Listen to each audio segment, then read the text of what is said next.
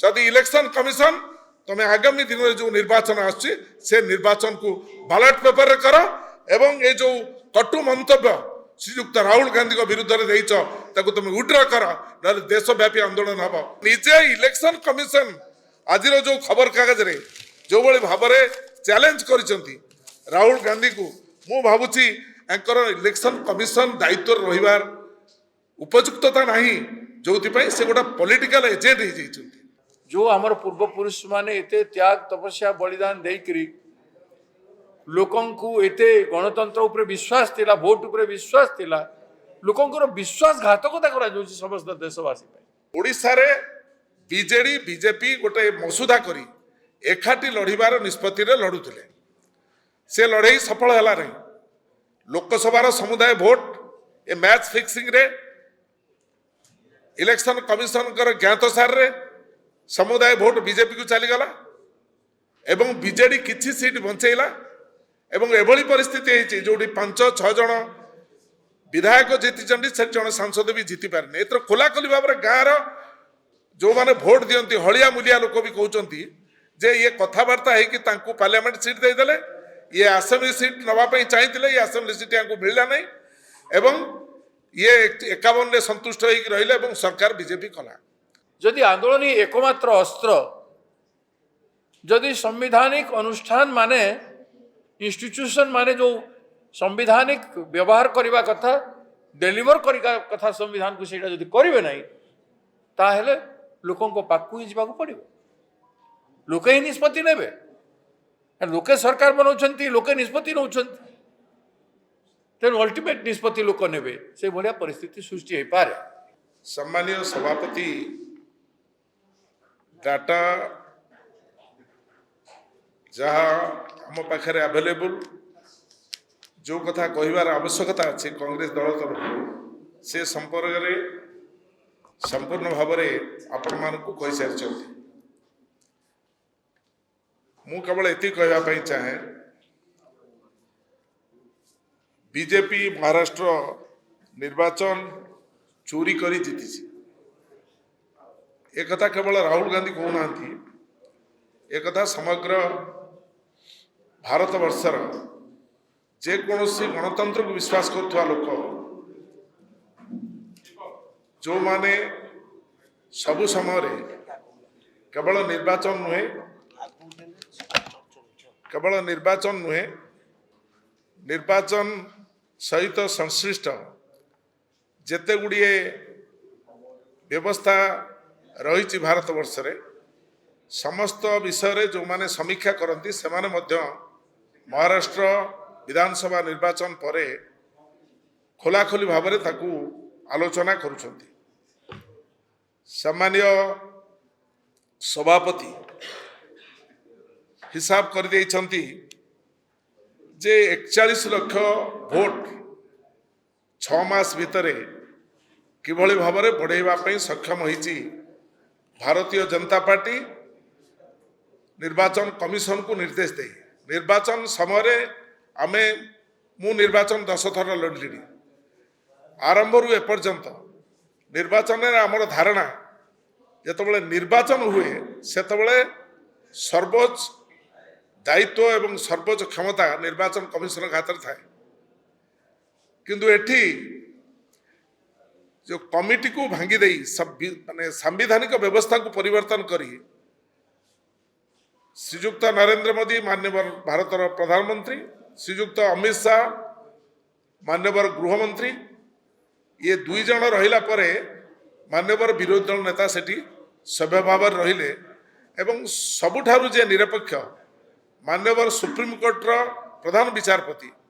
तांकु एठु बात कर दिया गला तांकु बात कर दिया जे परे केवल माननीय विरोधी दल नेता हेटी जणिए रहिले एवं 2 जन जाक एकमत हो गले एवं से गुजरात रु जड़े वरिष्ठ ऑफिसर को आईएएस ऑफिसर को आनिकी निर्वाचन कमिशन भाव में निजुक्ति देले से निजुक्ति जिते 3 जनकर मत कथा आसो कई भी प्रतिवाद करें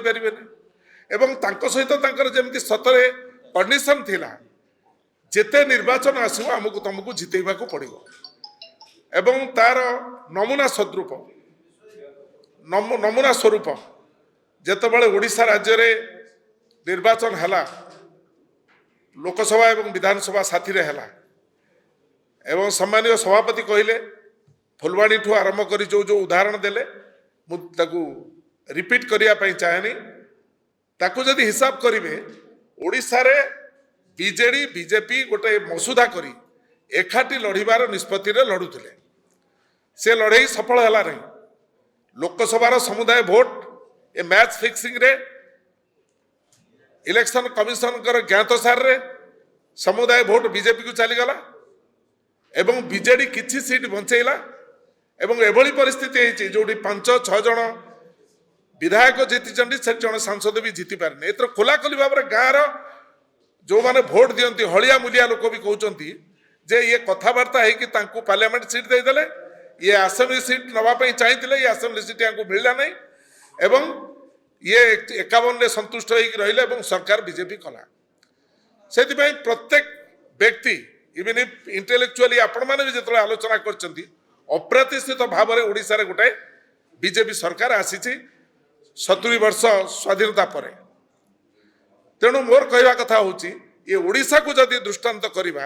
ଏବଂ ମହାରାଷ୍ଟ୍ରକୁ ଯାଇକି ଯଦି ହିସାବ କରିବା, ଏକଥା କେହି ଜଣେ ବି ସ୍ୱୀକାର କରିବେ ନାହିଁ ଯେ ନିର୍ବାଚନ କମିଶନ ପୁରା ଚଞ୍ଚକତା କରି, ପୁରା ଶ୍ରୀଯୁକ୍ତ ନରେନ୍ଦ୍ର ମୋଦି ଶ୍ରୀଯୁକ୍ତ ଅମିତ ଶାହାଙ୍କ ସହିତ ମିଶି ଏକ ବ୍ୟବସ୍ଥାରେ ମହାରାଷ୍ଟ୍ର ରାଜ୍ୟ ଯେହେତୁ ତାଙ୍କ ହାତରୁ ଚାଲି ଯାଉଥିଲା, ଏକ ପବ୍ଲିକ ପରସେପସନ୍ ହେଇଯାଇଥିଲା, ଭୋଟର ଭାବି ସାରିଥିଲେ ସେଠି କଂଗ୍ରେସର ମେଣ୍ଟ ସରକାର କରିବ, ଇଣ୍ଡିଆ ମେଣ୍ଟ ସରକାର କରିବ। କିନ୍ତୁ ଏଭଳି ଭାବରେ ଏମାନେ ଏଭଳି ପରିମାଣରେ ଏମାନେ ଜିତିଲେ, ଯାହାକୁ ହିସାବ କଲେ ଯେକୌଣସି ଲୋକ ଆଶ୍ଚର୍ଯ୍ୟ ହୋଇଯିବ। ଏବଂ ଏକଥା ଯେତେବେଳେ ସଂସଦରେ ଆଲୋଚନା ହେଲା, ମାନ୍ୟବର ସାଂସଦ ମାନେ ଇଣ୍ଡିଆ ମେଣ୍ଟର ସମସ୍ତ ସାଂସଦ ଯେତେବେଳେ ଆଲୋଚନା କଲେ, ମାନ୍ୟବର ବିରୋଧୀ ଦଳ ନେତା ଶ୍ରୀଯୁକ୍ତ ରାହୁଲ ଗାନ୍ଧୀ ଯେତେବେଳେ ଖୋଲାଖୋଲି କହିଲେ ଏବଂ ଅଳ୍ପ ଦିନ ତଳେ ଆପଣ ଦେଖିଥିବେ ଲାଷ୍ଟ ପାର୍ଲାମେଣ୍ଟରେ ଶ୍ରୀମତୀ ପ୍ରିୟଙ୍କା ଗାନ୍ଧୀ ଯେଉଁ କଠୋର ଶବ୍ଦରେ ସମାଲୋଚନା କରିବା ସହିତ ଚ୍ୟାଲେଞ୍ଜ କରିଛନ୍ତି, if the election commission has guts he come forward to have this vote in ballot paper. ଏବଂ ଏଥିରେ ଯେତେବେଳେ କରତାଳି ବାଡ଼ଉଛନ୍ତି ଇଣ୍ଡିଆ ମେଣ୍ଟର ସଦସ୍ୟମାନେ, ତାକୁ ମଧ୍ୟ କିଛି ଲୋକ ଯେଉଁମାନେ ବଞ୍ଚିବା ମରିବା ଅବସ୍ଥାରେ ଥିଲେ, ଏନ୍ଡିଏ ମେଣ୍ଟର ସାଂସଦମାନେ ମଧ୍ୟ ତାଙ୍କ ହାତ ବାଜି ଯାଇଛି କରତାଳି ମାରିଲା ବେଳେ। ଖାଲି ପ୍ରିୟଙ୍କା ଗାନ୍ଧୀଙ୍କୁ ସମର୍ଥନ କରିବା ପାଇଁ ନୁହେଁ, ଦେଶ ପ୍ରତି ଯେଉଁ ବିଶ୍ୱାସଘାତକତା ହେଉଛି, ଯେଉଁ ଗଣତାନ୍ତ୍ରିକ ବ୍ୟବସ୍ଥାରେ ନିର୍ବାଚନ ପ୍ରକ୍ରିୟା ଆରମ୍ଭ ହେଇଛି, କନଷ୍ଟିଟ୍ୟୁସନରେ ଯାହା ଲେଖାଯାଇଛି ଇଲେକ୍ସନ କମିଶନ ଗୋଟେ ଇମ୍ପାର୍ସିଆଲ ବଡି, ଅଟୋନମସ୍ ବଡି, ସେଥିରେ କେବେ କୌଣସି ପରିସ୍ଥିତିରେ କେହି ହସ୍ତକ୍ଷେପ କରିବା କଥା ନୁହେଁ। ଯଦି ନିର୍ବାଚନ କମିଶନ ଭାରତବର୍ଷରେ ବିଜେପି ମୟ କରିଦେବା ପାଇଁ ଯଦି ନିଷ୍ପତ୍ତି କରିକି ଏଭଳି କାର୍ଯ୍ୟ କରନ୍ତି, ତାକୁ ଶ୍ରୀଯୁକ୍ତ ରାହୁଲ ଗାନ୍ଧୀ ଜନମାନସର ନେତା, ଯେ ସମଗ୍ର ଦେଶରେ ସିଧାସଳଖ ଭାବରେ ସାଧାରଣ ଲୋକଙ୍କ ସହିତ ମିଶି ତାଙ୍କ ସମସ୍ୟାକୁ ଯିଏ ପ୍ରତିପାଦିତ କରୁଛନ୍ତି, ପାର୍ଲାମେଣ୍ଟ ଭିତରେ ପାର୍ଲାମେଣ୍ଟ ବାହାରେ ବସ୍ତିରେ ଯାଇକି ଲୋକଙ୍କ ପାଖରେ ମିଶୁଛନ୍ତି, ସିଏ କହିବେ ନା ତ କହିବ କି? ଦୁର୍ଭାଗ୍ୟ। ତାକୁ ଯଦି ନରେନ୍ଦ୍ର ମୋଦି କହିଥାନ୍ତେ ଆମେ କହିଥାନ୍ତୁ ସେ ବିରୋଧୀ ଦଳ ହିସାବରେ କହୁଛନ୍ତି, ତାକୁ ଯଦି ଅମିତ ଶାହା କହିଥାନ୍ତେ ଆମେ କହିଥାନ୍ତୁ ସେ ବିରୋଧୀ ଦଳ ହିସାବରେ କହୁଛନ୍ତି, ଭାରତୀୟ ଜନତା ପାର୍ଟିର ପ୍ରମୁଖ ନେତା ହିସାବରେ କହୁଛନ୍ତି, ପ୍ରଧାନମନ୍ତ୍ରୀ ହିସାବରେ କହୁଛନ୍ତି। କିନ୍ତୁ ନିଜେ ଇଲେକ୍ସନ କମିଶନ ଆଜିର ଯେଉଁ ଖବରକାଗଜରେ ଯେଉଁଭଳି ଭାବରେ ଚ୍ୟାଲେଞ୍ଜ କରିଛନ୍ତି ରାହୁଲ ଗାନ୍ଧୀକୁ, ମୁଁ ଭାବୁଛି ୟାଙ୍କର ଇଲେକ୍ସନ କମିଶନ ଦାୟିତ୍ୱରେ ରହିବାର ଉପଯୁକ୍ତତା ନାହିଁ, ଯେଉଁଥିପାଇଁ ସେ ଗୋଟେ ପଲିଟିକାଲ ଏଜେଣ୍ଟ ହେଇଯାଇଛନ୍ତି। ଜଣେ political agent can't B the election commission of India. ତେଣୁ ମୋର କହିବା କଥା ହେଲା ଯେ ମାନନୀୟ ସଭାପତି ସବୁ କଥାକୁ ସ୍ପଷ୍ଟ ଭାବରେ ଆପଣଙ୍କ ଆଗରେ ଥୋଇଛନ୍ତି। ଆମେ କହିବାକୁ ଚାହୁଁ, ଯେଉଁ କଥା ଶ୍ରୀମତୀ ପ୍ରିୟଙ୍କା ଗାନ୍ଧୀ ଲୋକସଭାରେ କହିଛନ୍ତି, ରାହୁଲ ଗାନ୍ଧୀ କହିଛନ୍ତି, ଇଣ୍ଡିଆ ମେଣ୍ଟ ଦାବି କରିଛି, ଆଜି ଆମେ ବି ମଧ୍ୟ ଓଡ଼ିଶା ପ୍ରଦେଶ କଂଗ୍ରେସ କମିଟି ତରଫରୁ ସଭାପତିଙ୍କ ସାମ୍ନାରେ ଆମର ଆଲୋଚନା ହେଇଛି। ଆମେ ବି ଦାବି କରୁଛୁ, ଯଦି ସତ୍ସାହସ ଅଛି ଏ ଓଡ଼ିଶାରେ ମଧ୍ୟ ବାଲଟ ପେପରରେ ଆସନ୍ତା ବିଧାନସଭା ଲୋକସଭା ନିର୍ବାଚନ କରନ୍ତୁ। କେତେ ସେ ଲୋକଙ୍କ ପାଖରେ ଅଛନ୍ତି, କେତେ ଲୋକଙ୍କର ନିକଟତର ହେଇ ଅଛନ୍ତି, କେତେ ଲୋକମାନଙ୍କ ପାଇଁ କାମ କରିଛନ୍ତି, ତାହା ସ୍ପଷ୍ଟ ହେଇଯିବ। आमर निर्दिष्ट मत है कांग्रेस दलर आमे चाहूँ जे जो कथा आलोचना होती पार्लियामेंट रे इंडिया मेंटर निष्पत्ति एवं जो कथा को श्रीजुक्त राहुल गांधी लोकसभार विरोधी दल नेता हिसाब से दाबी करिसेंती जदि इलेक्शन कमिशन ठीक कहउछंती जदि से कहउछंती जे अभिज्ञता नहीं राहुल गांधी अभिज्ञता नहीं इलेक्शन कमिशन अभिज्ञता अच्छी एते कटु शब्द रे गोटे पॉलिटिकल एजेंट भी कहि परिबोनी he is more than a political agent गोटे पॉलिटिकल एजेंट हिसाब रे जो व्याख्या करिसेंती जो कथा कहिसेंती तांको आमे निंदा करूछु एवं अंतत पक्षे से चिंता करबा दरकार देश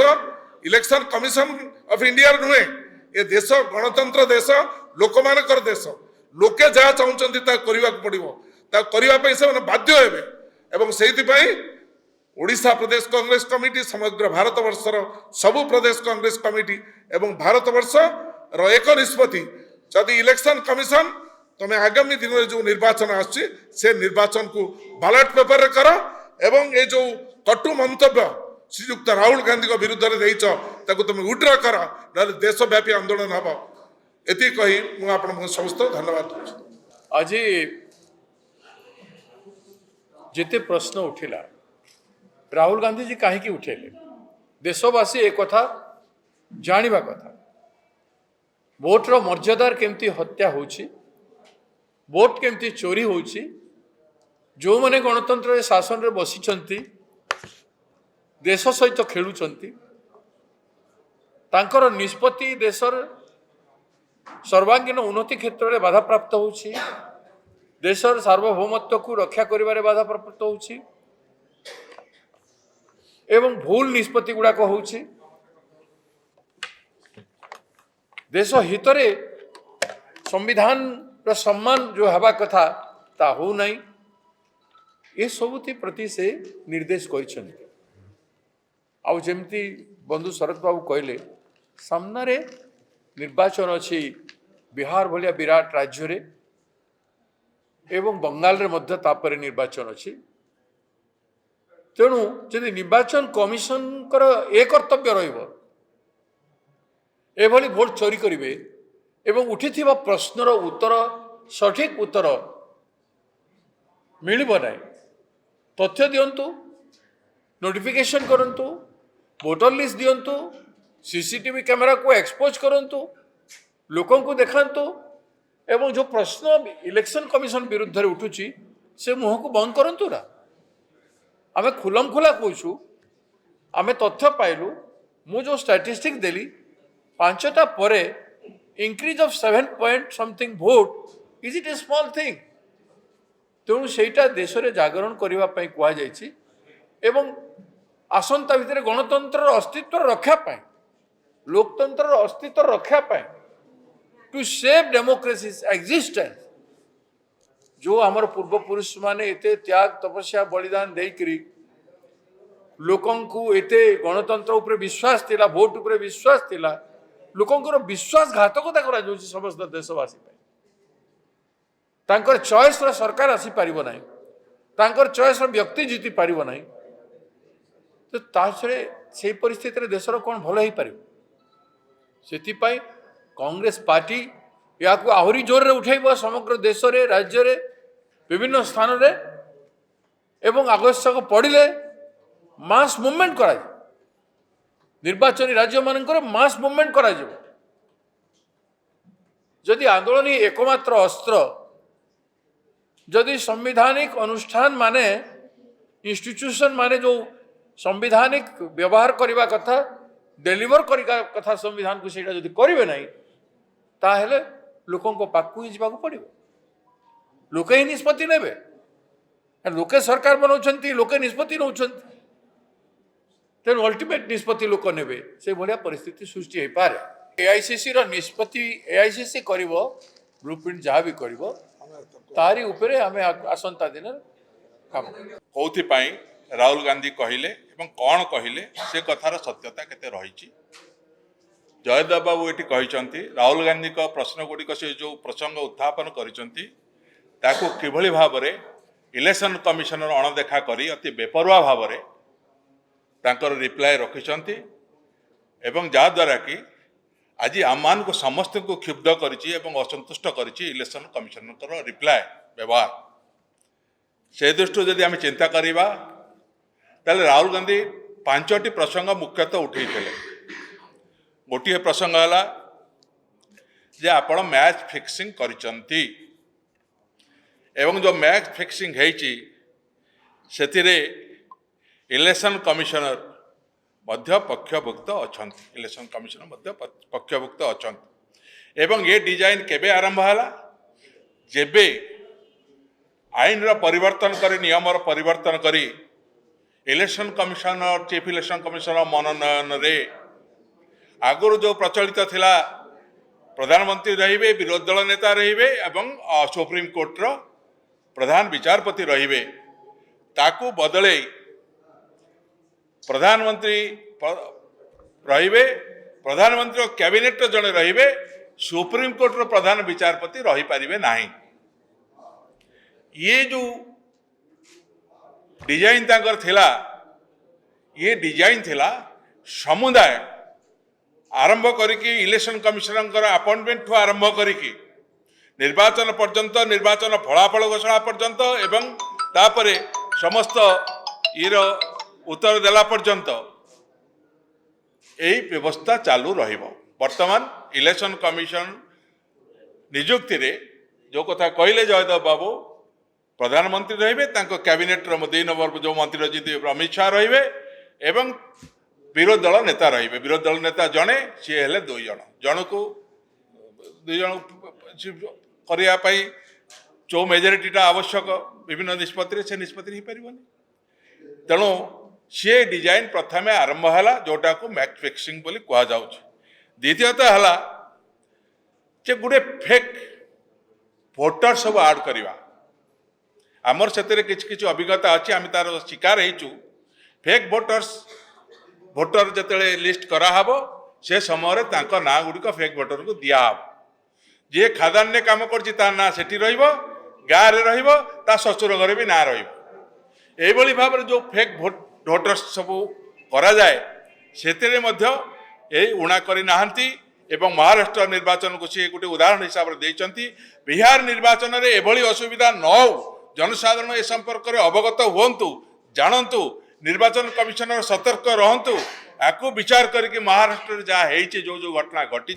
से घटनार अवतारण करते गोटे हूँ फेक भोटर्स आपण मैंने बहु संख्यार जो कथा ये कहते आमर सभापति महोदय 41 लाख फेक भोटर्स तमें ता भितर रखिच जो कथा राहुल गांधी आज देशवासी सम्मुख में आनी गोटे आर्टिकल जरिया तृतीयतः है आपणकर भोटर टर्नआउट केते लोक भोट देबे गोटे बूथर कैपेसिटी कौन केते भोटर रखी हब एवं एतिकी लोक भोट देवाई केते समय लागिबो जदि संध्या 5टा पर्यंत आम एतिकी भोटर देले भोट देले एवं संध्या 5टा पर से संख्यक भोट देदेवे 2-3 घंटा भितर यह असंभव जो मैंने से टर्नआउट भोटर टर्नआउट को बढ़ेले जार परिसंख्यान सभापति महोदय आपण मान सम्मुख में देइचंती। चतुर्थ है बोगस भोटर्स सी भोटर नुहंती किंतु भोट केन्द्र में भोट देवे से प्रिजाइडिंग अफिसर अलाउ करेंगे एवं ये गोटे व्यवस्था ये गोटे सुचिंतित एवं व्यवस्था से फेक भोटर्स मान देवे। चतुर्थ पंचम जिनस है जहाँ प्रमाण रही रिगिंग जहाँ प्रमाण रही फेक भोटर्स ये सब रिगिंग एविडेंस को हड़प करवा एविडेंस को न रखा यही जो 5टी प्रश्न उठे महाराष्ट्र इलेक्शन में जहाँ है एवं जहाँ सिद्ध होती जार जो प्रमाण गोटी गोटी सब प्रमाण रही संपर्क में कहते यार उत्तर न देकी इलेक्शन कमिशन से कहले ये गोटे एब्सर्ड प्रश्न जोटा राहुल गांधी उठे राहुल गांधी हेले विरोधी दल नेता निजे इलेक्शन कमिशन अपॉइंटमेंट सी हूँ इलेक्शन कमिटी जन सभ्य सी जो प्रश्न उठेबे that is absurd that is fake ताले याठू दुर्भाग्य किसी ना से कांग्रेस दल संविधान बंचा एवं ता संगे गणतंत्र बंचार आज राजरास्ता ठिया प्रदेश कांग्रेस कमिटी आरंभ करके Akhil Bharatiya Congress committee block committee पर्यंत आम रास्ता पर ठिया होचु ए सरकार गणतंत्र को रखा चाहूना ए सरकार गणतंत्र को हत्या करने चाहते संविधान को अचल करने चाहते विरुद्ध में ठिया